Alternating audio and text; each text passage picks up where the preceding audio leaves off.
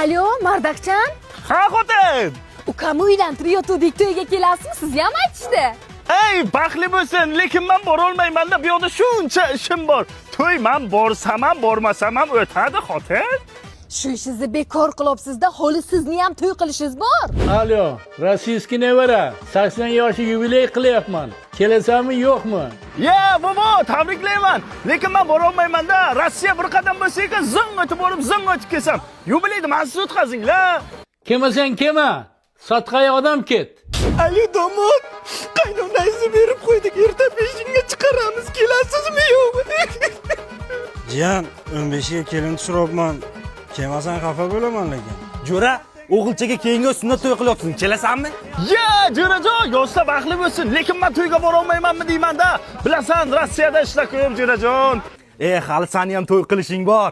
Bo'pti, Ey, Sharavoy miya xotin, ertaga O'zbekistonga qaytyapman.